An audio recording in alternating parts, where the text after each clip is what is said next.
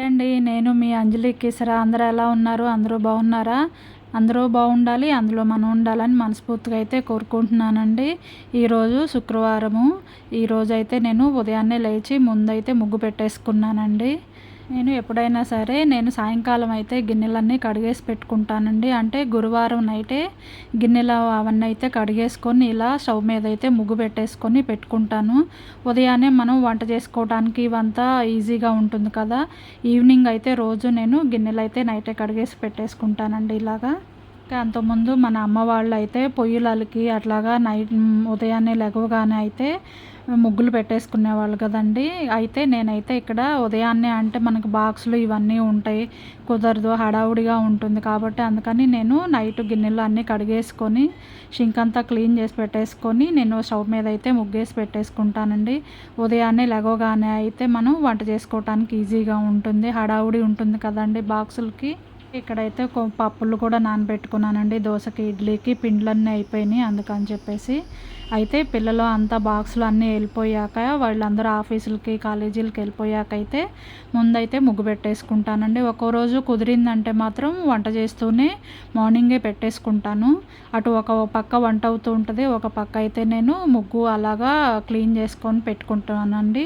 ఇక్కడ chalk piece తోటే వేసుకుంటానండి నేనైతే. అంటే తెల్ల బండలు కదా, అసలు కనిపించవు. అదే ముగ్గు అనుకోండి, తొక్కేసి ఇంట్లో అంతా కార్పెట్ ఇవన్నీ అంతా తొక్కి పాడు చేస్తూ ఉంటారు. ముగ్గు అంతా మనమే తొక్కుతాం కదా, అందుకని బండల మీద అయితే నేను ఇక్కడ చాక్ పీస్ తోటి అయితే వేసుకుంటానండి. అలాగే ప్రతి ఫ్రైడే మాత్రం నేను ఈ పసుపు కుంకుమతోటి, అంటే మనం కలర్స్ మనకు అమ్ముతారు కదండి బయట, ఇవన్నీ కలిపేసి ఇసుక ఇవన్నీ, ఆ కలర్స్ అయితే కొనుక్కుంటాను. ప్రతి శుక్రవారం అయితే రెడ్ పసుపుతోటైతే నేను ఇలాగా అలంకరించుకుంటుంటాను ముగ్గునైతే.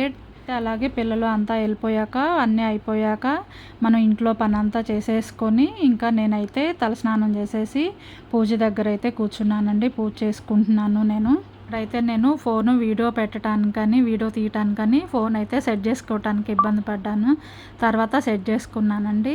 ఇదిగోండి నేను ఇక్కడైతే కుంకుమతోటైతే లక్ష్మీ అష్టోత్తరం అయితే చదువుకుంటున్నానండి.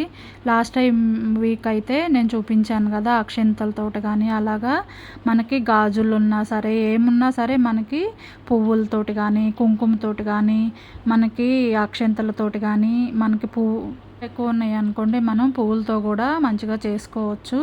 అలాగే మనకి బంగారపు పువ్వులు, వెండి పువ్వులు ఉంటాయి కదండి, వాటితోటైనా చేసుకోవచ్చు. మనకి మంగళకర వస్తువులు ఏమున్నా సరే వాటితోటైతే చేసుకోవచ్చు అని చెప్తారు కదండి. నేనైతే ఇలా కుంకుమతోటైతే చేసుకుంటున్నాను ఈ వారము. మనం ఒక్కొక్క మంత్రానికి ఒక్కొక్క పువ్వు వేసుకుంటూ అలాగైనా చదువుకోవచ్చు.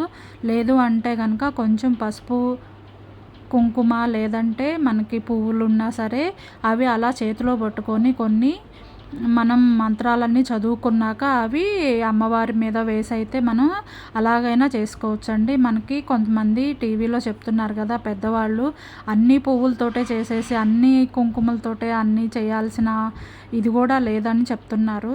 ఎలాగంటే ఒక పువ్వు కానీ, ఇక్కడ కొన్ని పువ్వులు కానీ అలా చేతిలో పట్టుకొని కొంచెం కుంకుమ అయినా సరే చేతిలో పట్టుకొని అన్ని మంత్రాలన్నీ చదువుకున్నాకైతే లక్ష్మీ అష్టోత్తరం కానీ అలా చదువుకున్నాక అవి అమ్మవారి దగ్గర అయితే సమర్పించేసి తర్వాత వాటిని మనం బొట్టుగా స్వీకరించటం కానీ, లేకపోతే పువ్వులైతే తలలో పెట్టుకుంటే అలా మంచిదండి. ఎందుకంటే మనం ఇంత కుంకుమ ప్రతి వారము అట్లా చేసుకున్నాం అనుకోండి, అవి మళ్ళీ అందరికీ పంచేలాగా ఉంటే బాగుంటుందండి. అలా పంచగలిగే వాళ్ళైతే చేసుకోవచ్చు. లేదు అంటే కనుక మళ్ళీ అది సపరేట్గా మనం బొట్టు పెట్టుకోవడానికి కొంత వాడుకోవచ్చు. లేదో ఎక్కువ ఉంది అంటే కనుక ఇలాగైనా చేసుకోవచ్చు అని చెప్తున్నారండి. నేనైతే ఇలాగే చేసుకుంటాను. మనం కుంకుమతోటే చేసుకున్నాం అనుకోండి, అది 10 మందికి పంచేలాగా వాడుకుంటే ఓకేనండి. లేదు అంటే అది అలా పక్కన పెట్టేసాం అనుకోండి, పాడైపోతుంది, అది ఇంకా ఇబ్బంది మనకి. అలా కన్నా ఇలా చేసుకుంటే బాగుంటుందని నా ఉద్దేశం అండి. ఎలాగో మనం గుళ్ళకి అలా వెళ్ళినప్పుడు కొంత కుంకుమ అలా తెచ్చుకుంటుంటాము, అది వాడుకుంటూ ఉంటాము. ఇలా చేసినవి ఇవన్నీ కూడా అలా పక్కన పెట్టేసి పాడు చేసుకోవటం కన్నా కూడా అది మనం కరెక్ట్గా వాడుకుంటే మాత్రం మంచిదని నా ఉద్దేశం అండి. నేనైతే ఇక్కడ బుక్లో చూసుకొని లక్ష్మీ అష్టోత్తరం అయితే చదువుకుంటున్నానండి. అలాగే టీవీ పెట్టేసి అక్కడ అమ్మవారి పాటలు కూడా వింటూ అయితే నేను పూజ చేసుకున్నాను. బుక్లో చూస్తూ అష్టోత్తరం చదువుకునే వాళ్ళైతే చదువుకోవచ్చండి. లేదు అంటే కనుక మనకి ఫోన్లో కానీ టీవీలో కానీ అలాగా పెట్టి మనం అవి వింటూ కూడా మనం చేసుకోవచ్చండి. అయితే మాత్రం ఇప్పుడే కొంచెం ఒక 3 ఇయర్స్ నుంచి అయితే మాత్రం కొంచెం బుక్కులు అలా చదవటం కానీ అలాగైతే నేర్చుకున్నానండి నేను కొంచెం కొంచెంగా. అంతకుముందయితే మాకు ఇలా బుక్కులు చదవటం ఇలాంటివన్నీ ఊరిలో కదండి, మా అమ్మ వాళ్ళు ఎవరు ఇట్లాగా చేసేవాళ్ళు కాదు. అందుకు మాకు కూడా చిన్నప్పటి నుంచి అంత అలవాటు ఉండేది కాదు. అంటే మామూలుగా పూజ చేసేవాళ్ళమే అవన్నీ చేసేవాళ్ళం కాదని ఇలాంటివైతే మనకి అసలు అప్పుడైతే అలవాటు లేదండి. ఇప్పుడైతే మనం కొంచెం ఇక్కడ నేర్చుకుంటున్నాను నేనైతే ఇక్కడ పొద్దున్నే ఏమీ ఎప్పుడు పూజ అయితే చేయలేదులేండి. అంటే మాకు బాక్సులు ఇవన్నీ ఉంటాయి కాబట్టి ఆఫీసులకి వెళ్తారు, కాలేజీలకి పిల్లలు ఉన్నారు కాబట్టి వాళ్ళనంతా పంపించాక మిగతా పని అంతా చేసుకొని అప్పుడైతే చేసుకుంటానండి పూజ. అంటే 10:30 అలా అయితే అవుతుంది. ఇదిగోండి ఇక్కడ పూజ అంతా అయిపోయాకైతే అంతా సమర్పించి అమ్మకి కొన్ని పువ్వులు కుంకుమ అయితే సమర్పించి నేను మళ్ళీ అదే కుంకుమని కొంచెం నేనైతే పెట్టుకున్నానండి బొట్టుగా అయితే. అమ్మవారి దగ్గర అయితే బొట్టు పెట్టేసుకొని ఇంకా హారతి అయితే ఇచ్చానండి నేను. అయితే నేను ఇక్కడ కుర్చీ వేసుకొని, అంటే కుర్చీ కాదండి, ఒక చిన్న స్టూల్ లాంటిది ఇది వేసుకొని అయితే ఇక్కడ బాచాపట్లు అయితే వేసుకుంటాను. దాని మీద వేసుకొని అయితే ఇక్కడ పూజ చేసుకుంటానండి ఇలాగా. ఎందుకంటే మాకు ఇక్కడ కింద కూర్చొని చేసుకోవాలంటే మనకి పటాలు అందవు, అలాగా నించొని చేసుకోవాలంటే చాలా ఇబ్బంది అవుతుంది. అందుకని చెప్పి ఇలాగా కొంచెం హైట్లో అయితే నేను ఇలాగా ఒక చిన్న చైర్ లాంటిది అయితే వేసుకుంటాను. ఎప్పుడైనా సరే మనం అమ్మవారికి పటాలు ఇవన్నీ పెట్టుకుంటాం కదా, దాని కిందగా అయితే కూర్చొని మనం పూజ చేసుకుంటే మంచిది అని చెప్తారు. అయితే అలాగే మాకు పటాలు కొంచెం హైట్లో ఉంటాయండి. డైరెక్ట్గా కింద కూర్చొని అలాగా నేల మీద అంటే క్లాత్ వేసుకొని అలా కూర్చోవాలంటే మాకు పూజ చేయటానికి అయితే పటాలు ఇవన్నీ ఏం కనిపించవండి నాకు. అందుకని చెప్పి అలా కొంచెం హైట్లో ఉండేలాగైతే ఇలా చిన్న చైర్ లాంటిది అయితే వేసుకొని ఇక్కడైతే చేసుకుంటానండి. అయితే ఇక్కడ కూర్చొని హారతి అయితే ఇస్తున్నాను. అయితే ఇక్కడ హారతి అనేది కూర్చొని ఇస్తారా నించొని ఇస్తారా అవన్నీ అయితే తెలియదండి నాకు. అయితే నేనైతే అంతా పూజ అయిపోయాక అక్కడే కూర్చొని అలా హారతి ఇస్తాను. కానీ అద్దేటప్పుడు మాత్రం నించొని అయితే చేస్తానండి నేను.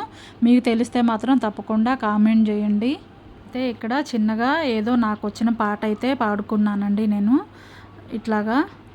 పెద్దగా ఏమీ పాటలేమీ రావులేండి. నాకేదో 1-2 పాటలైతే కొంచెం చిన్నగా మా ఫ్రెండ్ వాళ్ళ దగ్గర అయితే నేర్చుకున్నానండి. ఒక ఫ్రెండ్ అయితే కొంచెం 1-2 పాటలైతే నేర్పించింది. కొన్ని అయితే నేను టీవీలో చూసి అయితే చిన్న చిన్న శ్లోకంలాగా అయితే చిన్నవి అయితే పాడుకుంటాను.